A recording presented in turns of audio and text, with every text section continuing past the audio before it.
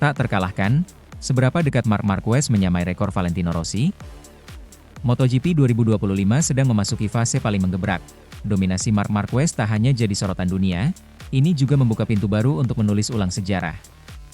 Setelah didera cedera panjang, sang baby alien kini kembali dan berada dalam jalur menuju rekor ikonik Valentino Rossi. Pertanyaannya, kapan ia akan menyamainya? Performa tak terkalahkan. Hingga pertengahan musim 2025, Marquez sudah memenangkan 19 dari 24 balapan yang digelar, suatu tingkat dominasi yang jarang terjadi di era modern MotoGP. Ia memimpin klasemen dengan selisih 120 poin, menjadikannya kandidat juara dunia musim ini nomor 1. Musim ini pula lah ia menampilkan konsistensi langka, 8 kemenangan race utama dan 11 kemenangan sprint dari 12 sempat digelar, angka yang membedakannya sebagai pembalap paling stabil dari semua pesaing. Menurut catatan, ia telah memenangkan 68 balapan MotoGP, menyamai rekor Giacomo Agostini di peringkat ketiga sepanjang masa. Masih perlu 21 kemenangan lagi untuk menyamai Rossi yang memimpin di angka 89 kemenangan. Target besar, menyamai Rossi. Marquez sendiri menyatakan bahwa fokus utamanya adalah gelar juara dunia, dan bukan rekor individual semata. Namun secara tidak langsung, setiap podium dan kemenangan mendekatkannya ke rekor Rossi yang telah bertahan puluhan tahun.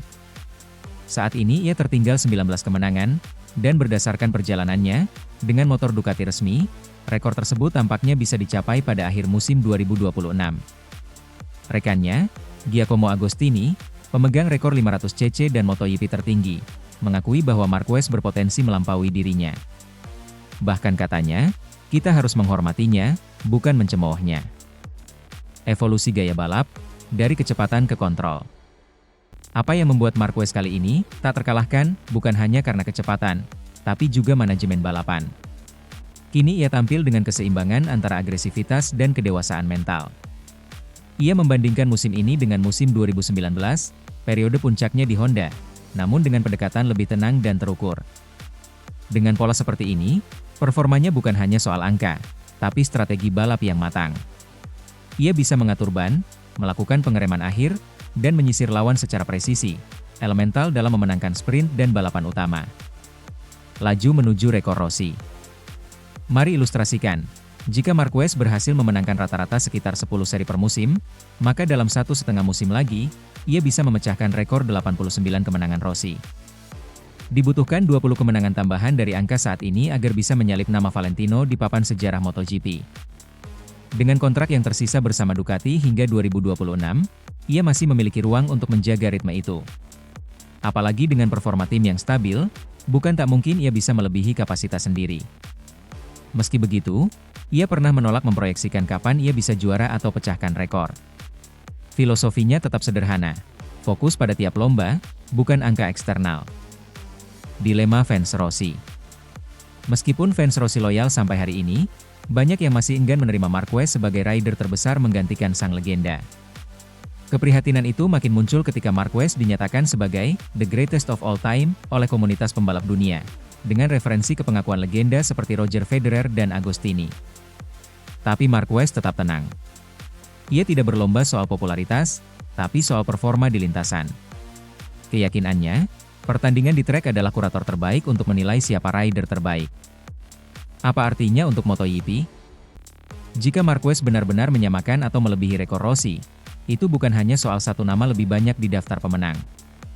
Ini soal transisi era, dari era Rossi sebagai ambasador global MotoGP menuju era Marquez yang mendefinisi ulang skill, tekad, dan return from injury sebagai bagian dari legasi olahraga.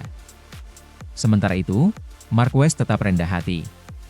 Ia menolak kekaguman ekstrim, dan lebih memilih menghadapi tekanan dengan konkret melalui hasil lomba.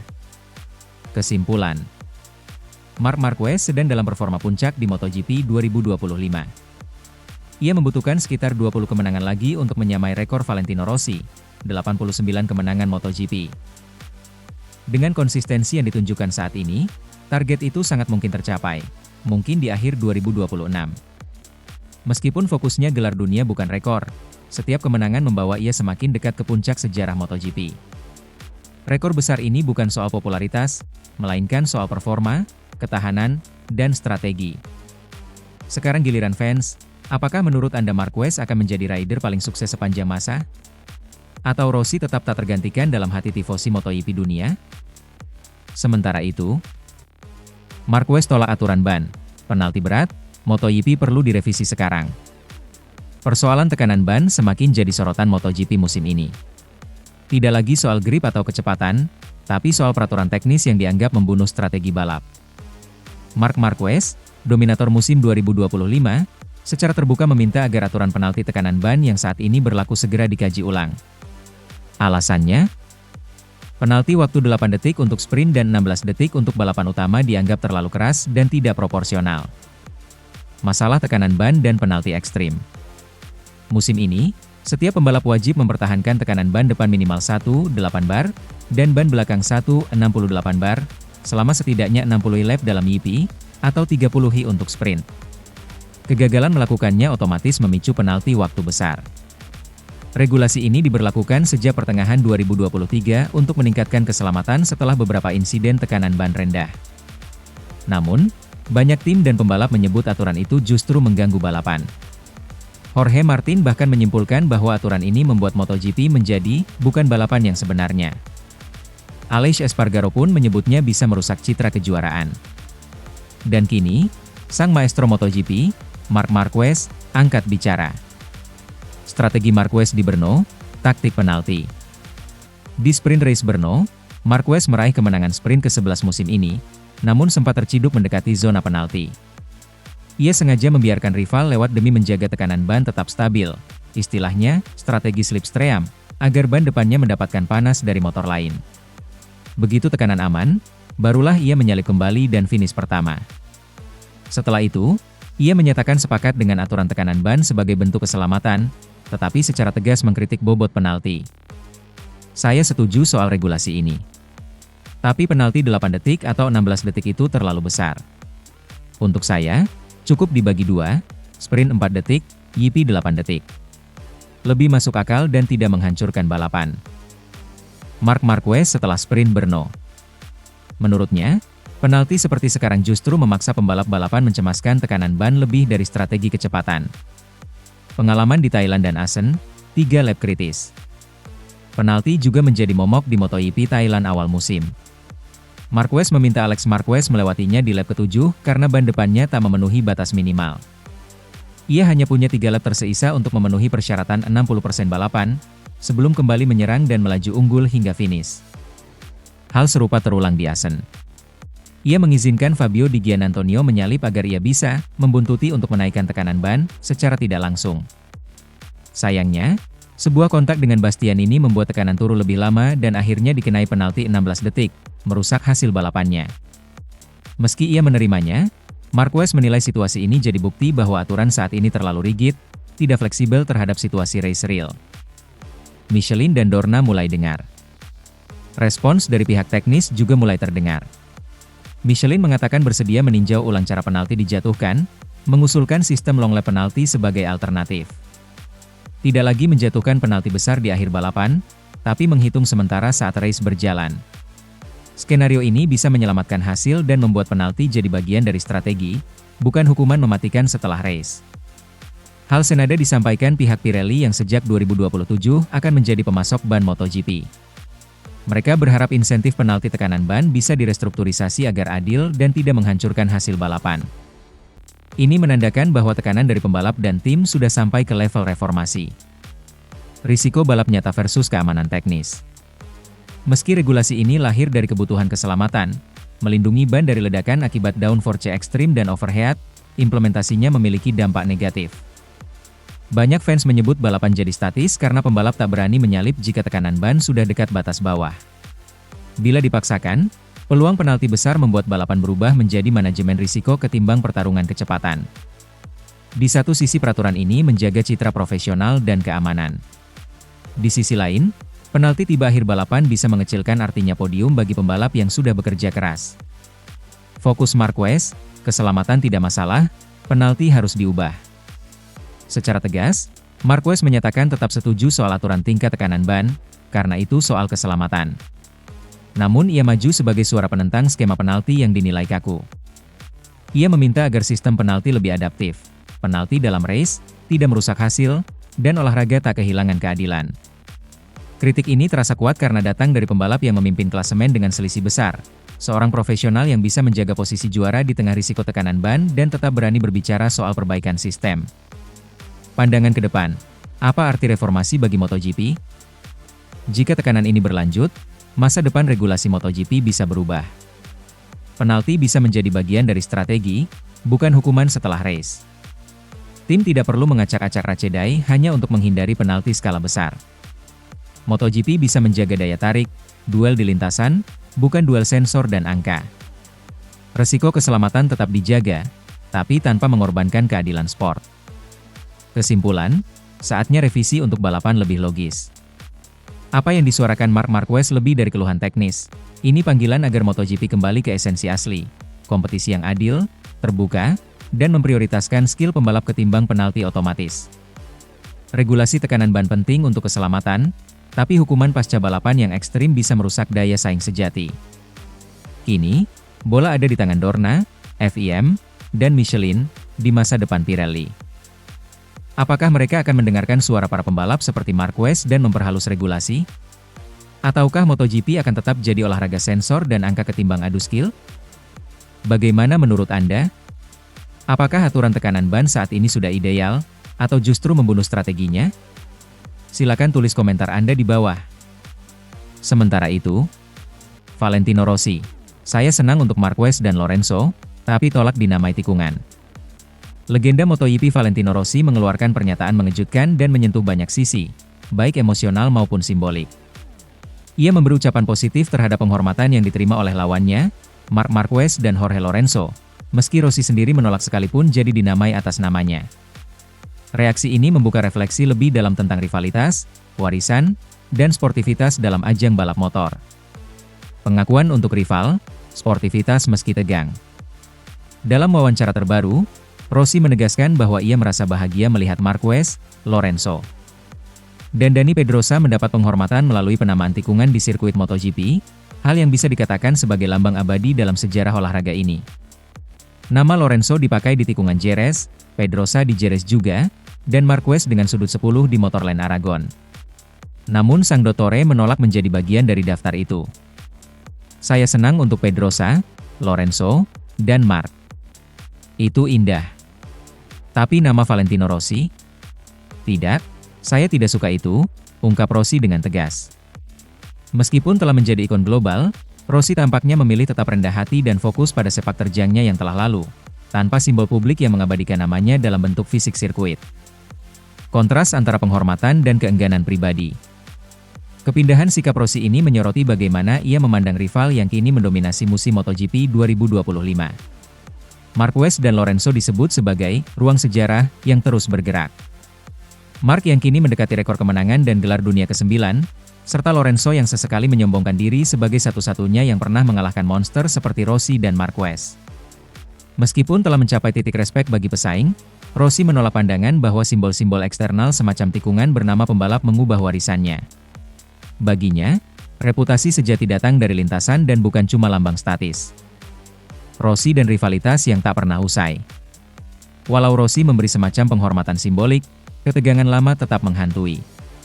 Banyak fans Valentino masih menyimpan rasa kesal atas insiden MotoGP 2015, ketika Marquez dituding bersengketa demi memecah perjuangan Rossi menuju gelar dunia.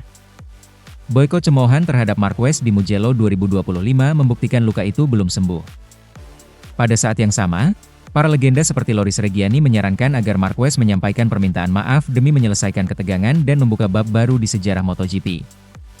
Rossi sendiri lebih memilih diam, namun sikapnya memberi ruang bagi narasi perbaikan. Bagaimana Marquez dan Lorenzo menarik semua perhatian. Dominasi Marc Marquez membuatnya bukan sekadar juara, tapi sosok yang layak diabadikan. Motorland Aragon memberikan tikungan 10 atas namanya sebagai salah satu bentuk penghormatan elit dunia motor. Marquez disebut bukan hanya cepat, tapi cerdas, sabar, dan konsisten seperti baru ini melaporkan sejumlah kemenangan sprint dan race. Sementara Jorge Lorenzo, walau sudah pensiun, dipuji juga karena keberhasilannya sebagai pembalap yang pernah mengalahkan Rossi, Stoner, Pedrosa, dan Marquez. Untuk Rossi, kesuksesan mereka kini lebih berarti sebagai legenda yang pantas dihormati. Makna lebih dari sekadar balapan. Metromotok bukan sekadar soal kecepatan di lintasan. Ini soal cerita panjang dan identitas penggemar. Valentino Rossi, yang telah menjadi ikon global selama hampir 2 dekade, memutuskan tidak menjadi bagian dari ikon visual, karena baginya warisan setiap pembalap harus tetap bermakna tanpa simbol fisik. Di sisi lain, Marquez, dengan dominasi di 2025 dan ancaman gelar dunia ke-9, serta Lorenzo, yang sudah puluhan podium dan kejayaan, dianggap pantas. Rossi sendiri memilih menjadi pengamat yang bahagia, bukan pusat sorotan lagi. Pertanyaan penutup, akankah Rossi dan Marquez berdamai? Dengan pernyataan Rossi itu, muncul pertanyaan besar, akankah hubungan dua legenda ini benar-benar bisa pulih? Loris Reggiani hingga Davide Tardozzi sempat menyarankan mereka saling berjabat tangan demi menyelesaikan konflik 10 tahun penuh emosi. Namun Rossi sendiri belum memberi sinyal perubahan sikap secara terang-terangan, meski ia tetap menghargai keberhasilan rivalnya. Kesimpulan, semangat respek tanpa kehilangan hati. Valentino Rossi, yang fokusnya terpaut pada masa depan MotoGP melalui tim VR46, memberi pelajaran penting. Ia menghormati keberhasilan Marc Marquez dan Jorge Lorenzo, dua rival besar, tanpa perlu simbol publik atau lambang atas namanya sendiri. Ini adalah bentuk respek yang matang dan elegan, dalam dunia balap yang sering terjebak romantisasi masa lalu. Apakah kamu setuju dengan pandangan Rossi? Bahwa menghormati rival bukanlah soal menjadi bagian dari sorotan, tapi soal mengakui prestasi serta menjaga integritas masa lalu tetap utuh. Tulis opini kamu di kolom komentar. Sementara itu, bukan sekadar podium. Bezzecchi kunci kebangkitan Aprilia lawan Ducati dan Marquez. Marquez versus Bezzecchi, duel pemimpin MotoGP yang memanas di paruh musim 2025. Musim MotoGP 2025 menampilkan dominasi mutlak Marc Marquez, yang disebut sebagai monster taktik Ducati, dan menjadi tantangan berat bagi Marco Bezzecchi dari Aprilia. Laga duel mereka telah mencuri perhatian di sirkuit seperti Sachsenring dan Brno, menghidupkan persaingan dua gaya yang kontras. Satu dijalani dengan strategi matang, dan yang lain datang dari ganasnya energi muda Itali. Sachsenring, duel sprint drama. Di IP Jerman, Sachsenring, Marquez mencetak pole ke-7 musim ini dalam kondisi trek basah yang penuh risiko. Ia tetap stabil dan memenangkan sprint race dengan aksi comeback menegangkan. Dari awal sempat tercecer, ia menyalip Bezzecchi pada lap terakhir untuk meraih kemenangan sprint ke-10 musim ini. Bezzecchi finish kedua walau sempat memimpin hampir sepanjang lomba. Brno, Ceko, puncak rivalitas. Grand Prix Ceko menjadi titik balik perseteruan. Bezzecchi memimpin di awal balapan, menyalip Bagnaia dan memimpin hingga lap ke-7. Namun Marc Marquez menyerang pada lap ke-8, merebut posisi dan memperpanjang keunggulan hingga finish dengan selisih hampir 2 detik. Ini kemenangan Brno ke-7 berturut-turutnya dan kemenangan sprint ke-5. Bezzecchi sendiri mengakui bahwa ia sempat memimpin tetapi menyadari bahwa dirinya tidak punya cukup marin untuk mempertahankan laju Marc. Ia menyebut, dia sedikit lebih kuat di sektor traksi dan lebih fluid dalam memasuki tikungan. Bezzecchi, analisis maksimal dari belakang. Setelah finish kedua di Ceko, Bezzecchi memberi analisis mendalam. Ia menyadari bahwa walaupun penalti atau variasi strategi, dominasi Marquez bersifat teknis dan taktikal, bukan sekadar kecepatan mentah. Dalam race dan sprint sebelumnya, Bezzecchi bisa unggul di lap awal, namun kehilangan momentum saat Marquez mulai menyerang. Meskipun demikian, 4 podium dari 6 balapan terakhir menunjukkan bahwa ia adalah rival utama Ducati saat ini. Aprilia bahkan disebut mulai mengejar Ducati karena hasil impresif Bezzecchi dan kembalinya Jorge Martin ke skuad resmi. Statistik tersembunyi di balik rivalitas. Tanpa tabel, gambaran naratif terhadap tren keduanya terlihat sangat mencolok. Marc Marquez telah memenangkan 8 balapan utama dan 11 sprint sejauh Juli, memimpin klasemen dengan keunggulan 120 poin atas adiknya, Alex. Marco Bezzecchi meraih podium 4 kali dalam 6 balapan terakhir, termasuk podium di Brno dan Assen. Namun ia tak pernah bisa konsisten mendahului Marc, terutama saat balapan memasuki fase krusial. Duel dua mentalitas, strategi versus semangat. Perbedaan gaya mereka jadi sorotan. Marquez dikatakan mengalahkan Bezzecchi bukan dengan agresivitas ekstrim, melainkan lewat strategi ritme, sabar menunggu, lalu menyerang saat lawan mulai kehilangan grip di lap akhir. Sebaliknya, Bezzecchi menyalip lebih awal tapi kehilangan energi di fase pertengahan lomba. Pengakuan rival, Dovizioso bersorak. Andrea Dovizioso menyatakan bahwa Marquez bukan hanya sangat tajam musim ini, tapi juga menjadi pembalap paling matang secara mental. Sedangkan Valentino Rossi pernah menyebut Bezzecchi sebagai indikator serius Aprilia untuk bisa membuntuti Ducati ke depan, mengisyaratkan potensi jangka panjang duel ini. Tantangan Aprilia setelah Ceko. Bezzecchi mengakui musim dingin sebelum debutnya di Aprilia sulit karena tidak bertandem dengan Jorge Martin. Ia jadi ujung tombak pengembangan RSCP25, bekerja keras sendirian. Usai Martin kembali di Brno, Bezzecchi menilai kehadirannya akan sangat membantu memperkuat data dan strategi tim Aprilia untuk melewati Ducati. Apa selanjutnya? Lintasan yang disorot. Pertarungan ini belum selesai, beberapa seri mendatang bisa menjadi pertaruhan besar. Austria, Silverstone, Misano, tikungan cepat teknikal bisa memberi keuntungan bagi Marquez yang kontrol motornya sangat halus. Aprilia, dengan dukungan teknis Martin dan Bezzecchi terbukti tajam di sprint dan race awal, potensi menekan Ducati makin terbuka. Kesimpulan, rivalitas yang sulit didominasi. Perseteruan antara Marquez dan Bezzecchi musim ini bukan soal satu balapan, tapi soal satu era. Mark menunjukkan mengapa ia kembali ke puncak, bukan hanya karena kecepatan, tapi karena kontrol mental dan konsistensi ekstrim. Sementara Bezzecchi menunjukkan janji masa depan Aprilia dengan hasil yang memikat dan duel yang memaksa Mark berpikir lagi. Jika Bezzecchi terus berkembang, rivalitas mereka bisa jadi yang paling menarik di MotoGP 2025 dan musim mendatang, mewarnai peta besar dominasi Ducati dengan semangat Italia yang keras kepala, dan kekuatan veteran Spanyol yang tak tergoyahkan. Sementara itu, perseteruan memanas, Marquez dan Acosta panaskan MotoGP Juli 2025. Seiring babak kedua MotoGP 2025 dimulai, satu narasi baru menggema. Perseteruan antara Marc Marquez dan Pedro Acosta tak lagi sekadar rivalitas generasi, melainkan simbol benturan ambisi dua pendekar lintasan. Duel mereka mulai menjadi sorotan utama setelah berbagai insiden strategis dan komentar pedas dari kedua kubu. Sprint Brno, strategi panas dan duel taktikal. Di MotoGP Ceko, Marquez menorehkan sprint kemenangan ke-11 musim ini, rekor baru bagi sejarah sprint MotoGP, meski sempat mendapat tanda pelanggaran karena tekanan ban rendah. Saat itu, Marc mundur ke posisi kedua dan membiarkan Pedro Acosta memimpin, sebelum kembali merebut posisi pertama 2 lap menjelang finish dan menghindari penalti. Strateginya?